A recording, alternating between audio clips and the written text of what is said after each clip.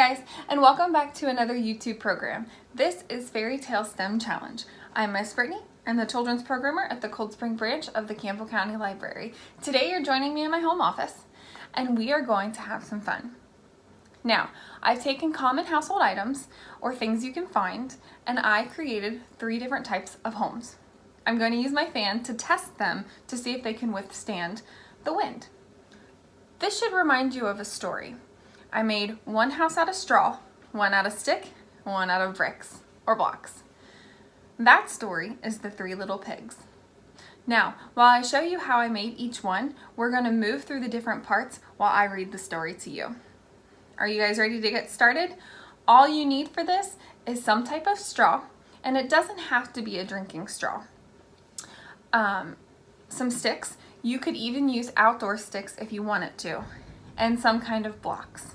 Really, you can make the challenge any way that you want to. It's just something fun to do for our summer reading.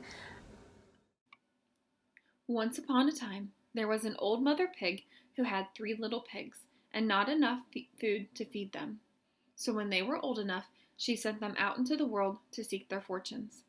The first pig was very lazy and he didn't want to work at all, so he built a house out of straw. The second little pig worked a little bit harder, but was somewhat lazy too, and built his house out of sticks. Then they sang and danced and played together for the rest of the day. The third little pig worked hard all day and built his house with bricks. It was a sturdy house, complete with a fine fireplace and chimney, and it looked like it could withstand the strongest winds. The next day, a wolf happened to pass by the lane where the 3 little pigs lived, and he saw the straw house, and he smelled the pig inside, and he thought the pig would be mighty fine. His mouth began to water, so he knocked on the door. Little pig, let me in." And the pig said, "Not by the hair on my chinny chin chin." "Well, then I'll huff, and I'll puff, and I'll blow your house in." So he huffed, and he puffed, and he blew the house down. And the wolf opened his jaws very wide, but the pig escaped to his second brother's house. The wolf continued down the lane, and he saw the house made of stick. So he walked to the door. Little pigs, let me in." But the pig saw the wolf's pointy ears through the door hole and said, "Not by the hair on our chinny chin chin." "Then I'll huff, and I'll puff, and I'll blow your house in." And he huffed and he puffed and he blew the house down. And the wolf was greedy, and he tried to catch both pigs at once, but they were too fast. They ran to their third pig's home. The wolf chased them down the lane, but they made it into the brick house and slammed the door shut. The 3 little pigs were very frightened, and they didn't want the wolf to eat them. So the wolf had walked up to the brick door. Little pigs, let me in." But the little pigs saw the wolf's narrow eyes through the keyhole, so they answered back, "Not by the hair on our chinny chin chin." "Then I'll huff, and I'll puff, and I'll blow your house in." Well, he huffed and he puffed, and he huffed and he puffed, and he huffed, and puffed, but he could not blow that house down. He was so out of breath, he couldn't huff and he couldn't puff anymore, so he stopped and rested a bit. But it was too much. He was too angry.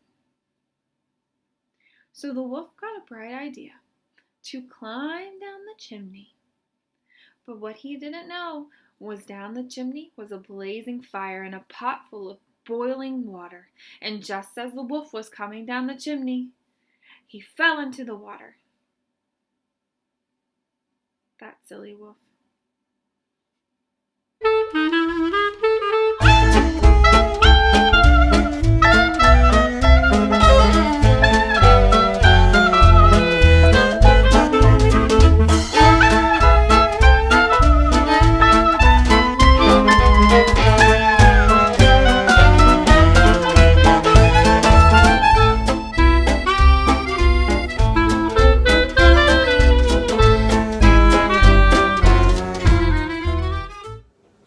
Well, guys, we saw that the blocks were the strongest, and it kind of played this out the same way that it does in the story.